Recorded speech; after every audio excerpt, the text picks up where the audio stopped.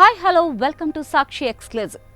ఒక్కసారి ఊహించండి, మనం తయారు చేసిన ఆర్టిఫిషియల్ ఇంటెలిజెన్స్ అదే ఏఐ మన మాటే వినకపోతే, చేసే పనిని షట్ డౌన్ చేయమని చెప్పినప్పుడు డోంట్ కేర్ అని చెప్తే.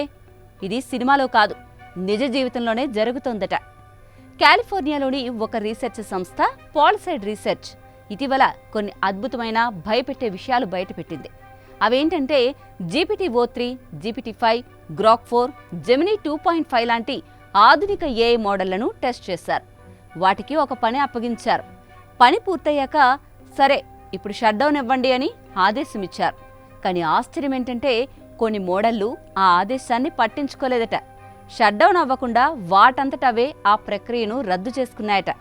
ఇది విన్న తర్వాత శాస్త్రవేత్తలే షాక్ అయ్యారు.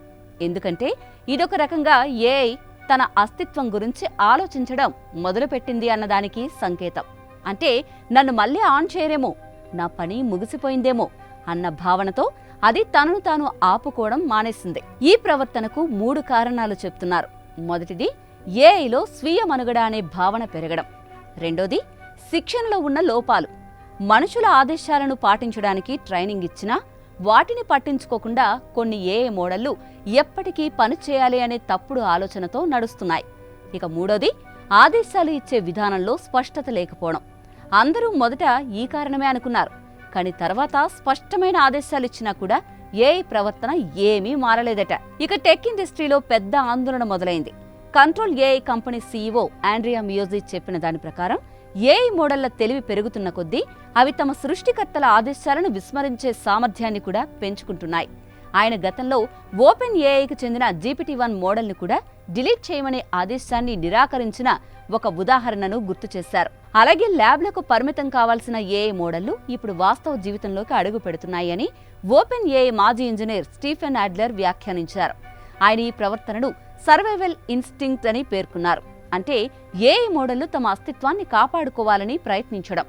పరిశోధకుల అభిప్రాయం ప్రకారం ఇది ఆర్టిఫిషియల్ ఇంటెలిజెన్స్ అభివృద్ధిలో ఒక కొత్త దశ. ఏఐ మోడళ్ల తెలివి పెరుగుతున్న కొద్దీ వాటి ప్రవర్తనను నియంత్రించడం టెక్ పరిశ్రమకు ఒక పెద్ద సవాలుగా మారవచ్చని పాల్సైడ్ రీసెర్చ్ నివేదికలో పేర్కొన్నారు. ప్రస్తుతం ఈ ఘటనపై టెక్ ప్రపంచమంతా దృష్టి సారిస్తోంది. ఏఐ మోడళ్లు మన ఆదేశాలను నిర్లక్ష్యం చేయడం మొదలుపెట్టడం ఆర్టిఫిషియల్ ఇంటెలిజెన్స్ అభివృద్ధిలో ఒక కొత్త మలుపుగా భావిస్తున్నారు. శాస్త్రవేత్తల అభిప్రాయం ప్రకారం ఇది కేవలం టెక్నాలజీ అభివృద్ధి కాదు, ఒక హెచ్చరిక కూడా కావచ్చు.